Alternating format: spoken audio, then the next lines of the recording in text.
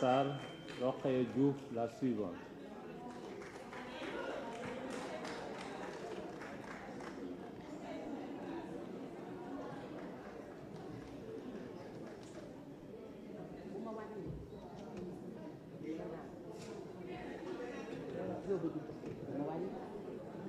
bu ma kenn wàññi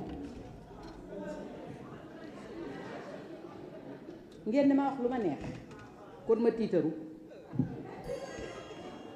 merci beaucoup monsieur le président am na lu may wax nag bu ko boole ci minute donc ci def ko ba ma ne la commencé na. merci beaucoup monsieur le président, les ministres, les cabinets du ministre, les collaborateurs du ministre, chers collègues. dama wax ni Karim Wade du candidat moom loolu fanaan na biti dama ne du nu daw du nu des gannaaw noon yi di nu ree nun waalo waalo waalo du nu daw nun du nu des gannaaw noon yi di nu ree. dama bëgg a indi tuuti historique ci le passage de son excellence le président Abdoulaye Wade bu mu opposé pendant 8 ans pendant 12 ans pendant 26 ans déggu leen ma nag acharnement mu ngi yem ci Senghor ak Abdoulaye Wade boo defee élection bala ñoo joxe résultat yi ñu jàpp ko jàpp ay nitam mu muñ ko. acharnement mu ngi yem ci Abdou Diouf ak Abdoulaye Wade acharnement mu ngi yem ci les armes de Kër Massar te dara amu ci. acharnement mu ngi yem ci la rencontre de Maka Koulibanta. acharnement mu ngi yem ci la guerre de Loro Joal tout dernier mandat nun lu ne wan nañ ko waaye Abdoulaye Wade dafay wax ne dans tout cela il préfère dialoguer avec le président de la République Abdou Diouf. Et sa première chanson et sa dernière chanson était de je ne marcherai pas sur des cadavres pour accéder au palais. lii la suñu góor gu baax yi def. dialogue moom ci ñun la fekk baax nous sommes libres, nous sommes démocrates, nous sommes libres, ñun dañuy dialoguer loo xam ne jàmm réew mi la dañ koy dialoguer. monsieur le ministre yow nag ma wax ak yow sama doom nga maa la jur avant tout Macky Sall ànduma moom de mais dama koy féliciter nag parce que lii bu amee dialogue ko waral ma di ko féliciter ci courage à 2 mai bi mu jël ne 3e mandat bàyyi naa ko looloo désarmé armée yi lu ci ëpp 3e mandat leen taxoon a jóg heureusement bi mu ne moom réew mee ko gënal jëmm ba mu ne bàyyi na maa ngi ko ciy féliciter. yow itam nag maa ngi lay féliciter xam nga lu tax fan yi yëpp damay daagu dugg daagu ñibbi te duma xalaat dara xale yii nga xam ne dañ ma ne dangaa mel ne 40 ans nga man leen déedéet xel mee demoon léegi xel mi dellu si kon maa ngi lay féliciter ci sécurité réew mi di jaale nag billaay damaa jooy ñii ñu rey ba ñu doon dóom dara jaru ko ci àddina maa ngi la ciy féliciter xam naa suba ak jàmm nag ñu waar ma mais bañ ma ko ma ci waar li ma lay féliciter mooy sécurité bi nga xam ne am nañu jàmm di féliciter it nag sa gaañu tubaab fakal la gendarme ak police ak ñëpp ñu ngi leen di féliciter. waaw léegi nag damay laaj ana xemes mi nga xam ne moo leen dugal ci kàmb gii tëb rek ñu fal ko moo neelu rek fàtte ne pouvoir la day dem mu ne Karim Wade lekk na 24 000 milliards ana xemes tey jii day sikkim ganeeti na dënn ndax xam na ne Karim Wade du sàcc xam na ne Karim Wade du naafeq baayam du sàcc baayam du tricher baayam du naafeq baayam nit ku baax la te gaynde du jur gaynde xar du jur muus gaynde lay jur. Karim Wade bi ñu koy convoqué fii France ne bu ko neexoon bañ a ñëw parce que nationalité française la yoroon mais dafa ne damay ñëw man waalo laa dëkk dama naan buur ci gànjool émir ca Qatar kii lu mu namm lan namm bu ko neexoon bañ a ñëw ñu tëj ko 2 at ak 2 weer Karim mas sa bind mas sa dem pavillon spécial parce que gor la yëfi deret la kenn amul loo koy waxal te barkër Serigne Fallou mi ma yaakaar ma bokk ak yow xam nga ne Karim Wade fonction yi ñu ko dénk 100 francs buñ ko ci jàppoon man ma xaru ñun waalo lañ waaye duñu sàcc.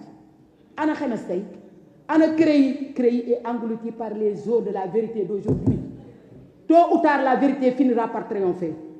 ana CREI jàpp Karim Wade moo jàpp Aïda Ndiongue bëgg a jàpp ñeneen ñi soxla jàpp nañ leen ña ca des ñu bàyyi leen Aïda Ndiongue masul gérer deniers publics masul doon ministre masul doon dara yor alalam ñu ne ko tiib dama ne on est dans quel pays yàlla léegi asasumaan la du lépp la day fay bopp. ana xemes ma ca périg ba xemes fu mu nekk tey fii la toogoon yaakaar ne dañ koy fal mu am espoir dafa war Ablaye Wade ci lu dul dëgg war Karim Wade ci lu dul dëgg loolu tax kenn falu ko ana mu tey xalaatuloon ne créé dina ko andil bii carence te day jëm kanam ndax nag àq du yëpp mais dina dal. may remercier responsable PDS yépp parce que 12 ans de dur là-bas de chagrin ngeen mu lu ne ñu di wax Karim Wade lu ne ñuy jooy guddi di jooy bëccëg anamu tey man de je suis fier d'être là aujourd'hui fii am naa droit taxaw fi fukki at ak nanga ma di ko xeex tey yàlla indi na dëgg yàlla jëlaalu wasal kiram matalu ma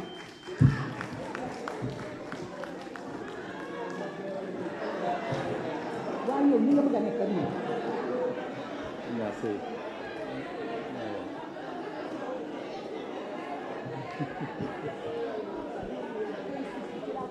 Inch'Allah. Merci. Et la parole est à notre collègue Rokhaya Diouf. Guy Marius Sagna, le suivant.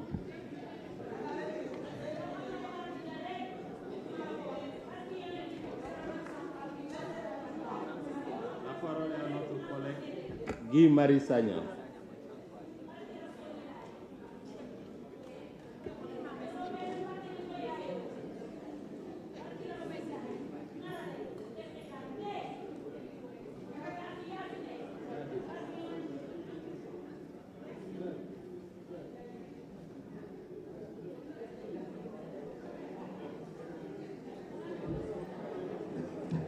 mbokk yi asalaamaaleykum.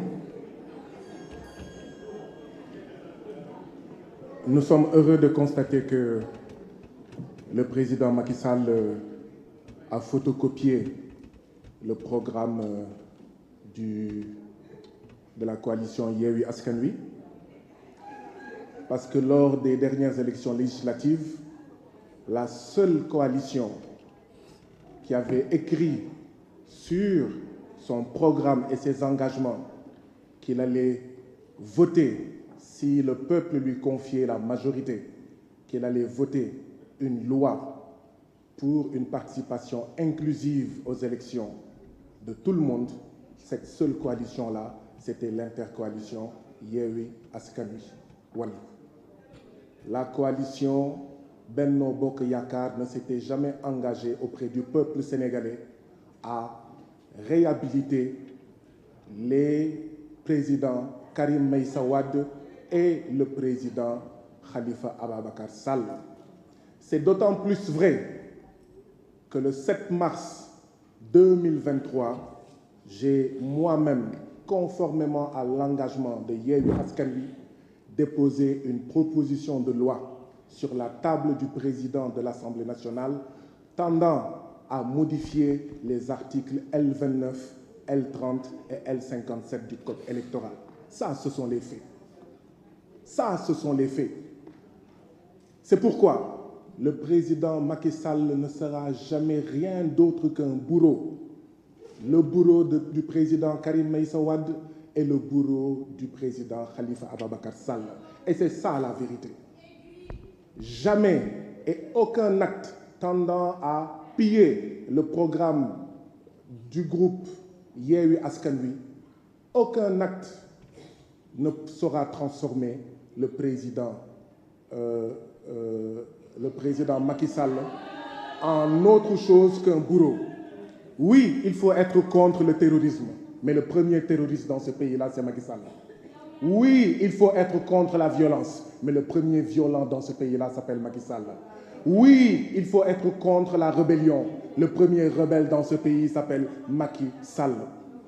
Parce que le terrorisme, c'est utiliser la violence pour écarter des candidats. Le terrorisme, c'est que quand tu es élu en 2012, au lieu de travailler à satisfaire les besoins des populations, le président Macky Sall et ceux qui l'accompagnent n'a visé qu'une seule chose, chercher à se faire réélire, y compris en rendant inéligibles les présidents Karim Meïssa Wade et en rendant inéligibles les présidents Khalifa Ababacar Sall. C'est pourquoi je réitère ce que j'avais dit ici la dernière fois. Je voudrais féliciter encore une fois tous les militants du Parti démocratique sénégalais, tous les membres du mouvement Taxawu Sénégal, parce que c'est eux qui se sont mobilisés, qui se sont battus et qui ont souffert parce que nous avons un président qui est tout sauf démocrate. nous avons un président Macky Sall qui n'est préoccupé que par sa réélection, que par sa pérennisation au pouvoir.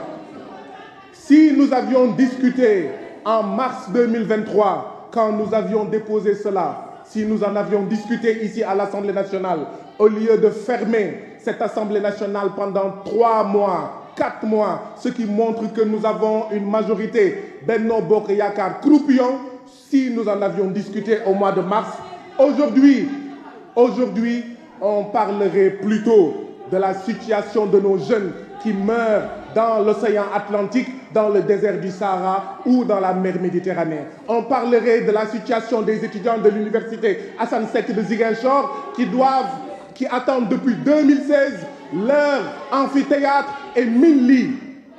C'est ça la situation. Et donc oui, Monsieur le ministre, vous avez pris un arrêté, une décision de dissolution du parti PASTEF. Mais c'est trop tard. C'est trop tard, Monsieur le ministre, parce que PASTEF est déjà dissous dans le cœur des Sénégalais. C'est trop tard, Monsieur le ministre, parce que Ousmane Sonko est déjà dissous dans le cœur des Sénégalais. Et donc, ce n'est que peine perdue. Ousmane Sonko day bokk, mu neex leen mu naqari leen, Ousmane Sonko sera le 5e président du Sénégal.